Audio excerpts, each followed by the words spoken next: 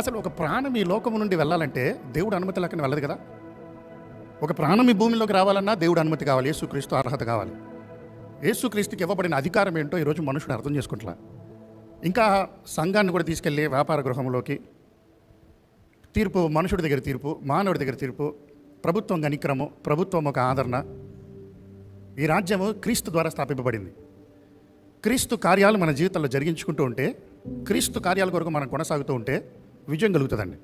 కానీ ఒకటి మాత్రం, నిన్న సాయంత్రం నుండి ఆయన వీడియోస్ కొన్ని ఆయన బోధించిన బోధ, డిబేట్లు చేసిన విధానము, అంటే వాక్యం బోధిస్తున్నారు, బలంగా వాక్యం బోధించారు, కానీ మతాన్ని విమర్శిస్తూ వచ్చారు, మరొక మతాన్ని కానీ విమర్శిస్తూ వాగ్వాదం పెడుతూ నా దేవుడే గొప్పవాడని పోటీ పడుతూ మరలా వెళ్ళి క్షమాపణ కోరి అనేక సంఘటనలు జరిగినవి. అవన్నీ వీడియోస్ అన్నీ చూస్తూ ఉన్నప్పుడు కానీ ఎంతవరకు అది నిజమో మనకు తెలియదు. ఒక వ్యక్తి గురించి తెలుసుకోవాలంటే వారితో ఉంటేనే తెలుస్తుంది, మనకి వారి స్నేహబంధం ఉంటేనే తెలుస్తుంది, వారితో మాట్లాడితేనే తెలుస్తుంది. కానీ యేసుక్రీస్తు లోకంలో ఉన్నప్పుడు ఏం చేశారు? ఆయన మనుషుడితో వాగ్వాదం పెట్టుకున్నాడా? మనుషుడితో వెళ్ళి ఇదిగో నా రాజ్యం గొప్పదని చెప్పాడా? అక్కడెక్కడో పరిచయుడు కనిపిస్తూ ఉంటే తప్పించుకుని వెళ్ళిపోయాడట. పోరాడారు, ఆయన పరుగుని కరముట్టించారు, ఆయన విశ్వాసమును కాపాడుకున్నారనే నిరూపణ మాత్రం ఉంది. అది మాకు నిరూపణ ఉంది ఖచ్చితంగా. ప్రవీణ్ పగడాల గారు వారు మంచి పోరాడారు చివరి వరకు. అనవసరంగా మనుషులందరూ ఈరోజు న్యాయం కావాలి అనుకుంటున్న వల్ల మరలా ఇందాక మధ్యాహ్నం కూడా ఏదో పోస్ట్ మార్టం రిపోర్ట్ తర్వాత మేము అది జరుగుతాం ఇది చేస్తాం. ఏం చేస్తాడు? క్రైస్తవుడు మోకరించి ప్రార్థన చేయాలి. దేవుడు అన్ని కల్పించేవాడు. రుద్రపే సింహాలే దేవుడు పాత నిబంధన గ్రంథంలో దేవుడు వాడుకున్నాడు. ఇప్పుడు దేవుడు మనుషుని వాడుకుంటానని చెప్పట్లా. ఆయనే రారాజుగా వస్తానంటున్నాడు. ఆయన కొత్త సింహం వల్లే వస్తానంటున్నాడు. ఆయన ఒక రక్షింపబడిన వ్యక్తి చేయవలసిన పని, ఒక దైవజనుడు ఇలాంటి సమయంలో మరణించినప్పుడు అక్కడ నిజమేంటో మనకు తెలియపోవచ్చు, కానీ మనం చేయాల్సిందంతా దేవా ఆయన నీ రాజ్యంలో ఘనంగా వచ్చి ఉంటాడు. ఒకవేళ ఆయన హతసాక్షి అయ్యి ఉంటే మాత్రం ఇంకా ఘనమైన స్థానంలో ఉంటాడు. ఒక స్టెఫెన్ రాళ్ళేసి కొడతుంటే ఏం చేశాడు? ఇంకా స్వార్థ కూడా ప్రారంభించాలి. ఆయన స్వార్థ కూడా ప్రారంభించాల. వాక్యం బోధిస్తున్నాడు, చెబుతున్నాడు, సుక్రీస్తు గురించి చెప్తున్నాడు, రాళ్ళేసి కొడతా కూర్చున్నాడు. కానీ ఆ రాళ్ళేసి కొట్టిన వ్యక్తుల్లోనే ఈరోజు సేవకులైగా ఆ పౌలు కూడా ఉన్నాడు అక్కడ. ఈరోజు ఆయన్ని చంపిన ఒకవేళ నిజమై ఉంటే, ఎవరైనా చంపుంటే ఆయన కూడా సేవకుడు అవ్వాలని ప్రార్థన చేయాలి ఈరోజు మనం విశ్వాసం. అంతేగాని మాకు తీర్పు ఇవ్వండి అంటే ఏ తీర్పు ఇస్తాడు? అక్కడ నకిలీ దేవుడిని సన్నిధిలోకి నకిలీని తీసుకొచ్చి పెడుతుంటే, ప్రభుత్వం సహాయం తీసుకొచ్చి పెడుతుంటే దేవుడి కార్యాలు జరగవండి. ఆయన మంచి పోరాడాడు. ఆయన పరుగు కరముట్టించారు. వారు ఎవరో నాకు తెలియదు. ఒకవేళ మీకు తెలుసో తెలియదు, ఒకవేళ మీకు తెలియకపోవచ్చు, ఒకవేళ తెలిసి ఉండొచ్చు. మనం చేయవలసిందంతా ఈ సమయంలో కొన్ని నిమిషాలు, దేవా ఆయన నీ పని చేశాడు, అంతవరకు విశ్వాసమును కాపాడుకోమన్నాం. ఆయన అంతవరకు కాపాడుకున్నామని నమ్ముతున్నాం. వారి కుటుంబానికి ఆదరణ తెచ్చి ఆయన వేసిన విత్తనములు భద్రపరచు, ఆయన చేసిన క్రియలు భద్రపరచు. ఆయన ఆత్మలు సంపాదించిన ఆత్మలు ఈరోజు ఎదిగింపజేయి. ఆత్మలు అంటే ఏదో శరీర వైరాగ్యం కాదు. దేవునికి కావాల్సింది మన బలం కాదు. దేవునికి కావాల్సింది నీ విరిగి నలిగిన హృదయం, నీ తగ్గించుకున్న హృదయం.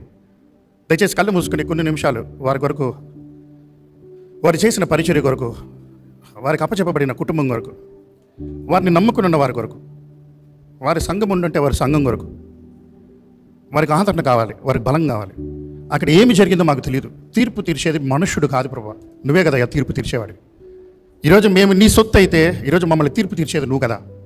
ఈరోజు మాకేమి జరిగిందో, ఆ దైవజనుడికి ఏమి జరిగిందో మాకు తెలియదు, కానీ నువ్వు క్షమించేవాడివి, నువ్వు ఆదరించేవాడివి, నువ్వు ఉపయోగించుకునేవాడివి. ప్రతి పరిస్థితిని నీ నామానికి మహిమ తీసుకొచ్చే కార్యంగా మార్చుకోగలిగిన వాడివి. మా జీవితం మట్టి లాంటిది, మాయమైపోయేది. ఈరోజు మా జీవితంలో కావాల్సిన ఆరాటము, వైరాగ్యము దయచి ఈరోజు నేను నీ కొరకు జీవించాలి, ఆత్మలు సంపాదించాలి.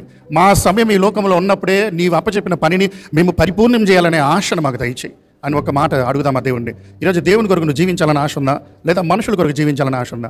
మనుషులు గొప్ప కొరకు నువ్వు పరిగెడుతున్నావా? మనుషుల రాజ్యాన్ని సంపాదిస్తానికి నువ్వు పరిగెడుతున్నావా? మనుషులు కనికరమును సంపాదిస్తానికి మనం పరిగెడుతున్నామా? లేకపోతే దేవుణ్ణి గణపరుస్తానికి పరిగెడుతున్నామా? దేవుణ్ణి గణపరిస్తే దేవుడు మన పక్షాన్ని ఉన్నాడండి. ఆయన మన సమస్తం చూసుకుంటాడండి, మన పరిస్థితిని చూసుకుంటాడు. మనం ఆయన హద్దును దాటకూడదు, మన ఆయన గీసిన గీతను దాటకూడదు. ఈరోజు ఆయనకి వ్యతిరేకమైన కార్యాలు మనం ఎవరు చేసినా, అది ఒకవేళ నేనైనా, ఏ దైవజనుడైనా, ఏ వ్యక్తి అయినా దేవునికి వ్యతిరేకమైన పనులు చేస్తే శిక్షకు గురవుతాము. లేదా లేదా దేవుని కొరకు మన హతసాక్షులమైతే దేవుడు జీవ కిరీటం ఇవ్వడానికి గొప్ప స్థితిలోకి తీసుకెళ్తాడు. కానీ ఈరోజు వారి ప్రవీణ్ పగడాల గారి కొరకు, వారి జీవితం కొరకు, వారు చేసిన సేవ కొరకు, వారు చేసిన పరిచర్య కొరకు, ఇంతవరకు వారు స్థాపించిన స్థాపనల కొరకు ఈరోజు అవి కొనసాగింపబడాలి, ఎక్కడ ఆగిపోకూడదు. దేవుని నామానికి సిగ్గు రాకూడదు. దేవా, ఈరోజు నీ కార్యాలు జరిగించు అని ఒక ప్రార్థన మనం చేయగలమా? పరిశుద్ధమైన తండ్రి, ఇంతవరకు మాకు ఇచ్చిన జీవితం కొరకు వందనాలయ్యా. అయ్యా, ఈరోజు నీ దైవజనుడి కొరకు వందనాలయ్యా. ప్రవీణ్ పగడాల గారి కొరకు వందనములయ్యా. వారి జీవితం కొరకు, వారి పరిచర్య కొరకు, అయ్యా, వారి బోధ కొరకు, వారు చేసిన ప్రయత్నాల కొరకు, వారు నేర్పించిన విధానం కొరకు, వారు పోరాడిన పోరాటాల కొరకు నీకు వందనాలయ్యా. అనేకమైన ఆత్మల్ని ఈరోజు నీ వైపుకి నడిపించారని నమ్ముతున్నామయ్యా. నీ రాజ్యం వైపుకి నడిపించారని విశ్వసిస్తున్నామయ్యా. ఈరోజు అది సత్యంలోకి నడిపించాయా. ఈరోజు ఆ అభిషేకంను భద్రపరచాయా. ఇంతవరకు వారు చేసిన కార్యములన్నీ భద్రపరచాయా. వారి ఆత్మకు కావాల్సిన శాంతిని నువ్వు దయచేయ. వారి కుటుంబానికి కావాల్సిన శక్తిని నువ్వు దయచేయ. వారి కుటుంబానికి కావాల్సిన ఆదరణను దయచేయ. ఈరోజు వారి కుటుంబంలో ఉన్న ప్రతి బిడ్డకు కావాల్సిన అవసరతలు తీర్చేయ. అంతవరకు నువ్వు తీర్చేవాడివయ్యా. ఈరోజు ఈ లోకంలో మా బాధ్యతలు మేము సకల్లో ముగించి వెళ్ళిపోతాం, కానీ నిరంతరం ఉండే తండ్రి నువ్వు అన్నావు. పరలోకపు తండ్రి సహాయం వారి జీవితంలో మరొకసారి అనుగ్రహించాయ. ఈరోజు నిన్ను గణపరుస్తున్నాము. ఈరోజు వారి జీవితం ద్వారా, వారి బ్రతుకు ద్వారా, వారి పరిస్థితి ద్వారా, వారి యొక్క విధేయత ద్వారా, ఇంతవరకు వారి నీ కొరకు పోరాడిన పోరాటం ద్వారా ఆ పరుగుని కడముట్టిస్తానికి నువ్వు సాయం చేశావు. ఈరోజు దాన్ని అప్పచెప్పవలసిన ఆ పరిచయను అప్పచెప్పడానికి నీవే కోరుకున్న వారిని, నీవు నిర్ణయించుకున్న వారిని, నువ్వు తీర్మానం చేసుకున్న వారిని అది కొనసాగిస్తానికి శక్తిని దయచేయండి. వారి ఇంతవరకు చేసిన కార్యాల కొరకు వందనాలు. ఎక్కడ నిన్ను సిగ్గు తీసుకొచ్చే కార్యాలు ఉండనవద్దు. ప్రభుత్వాన్ని నువ్వు అదుపు తీసుకో. ప్రతి వ్యక్తిని నువ్వు అదుపు తీసుకో. ప్రతి వ్యక్తి ఈరోజు ఏ ఉద్దేశంతో నీ సన్నిధికి వస్తున్నామో తెలుసుకునే వారికి చేయండి. ఈరోజు ఈ జీవితం ఒకటే, ఈ జీవితం నిన్ను గనపరచాలి. ఈరోజు మేము జీవిస్తుంది మేము కాదు, మా శరీరంలో జీవిస్తుంది. రక్షింపబడిన ప్రతి ఒక్కరి వ్యక్తి గురి అదే కదయ్యా. ఈరోజు ఆ గురితో మేము జీవించే వారికి మమ్మల్ని సహాయం చేయమని యేసుక్రీస్తు నామములో అడుగుచున్నాము తండ్రి. ఆమేన్.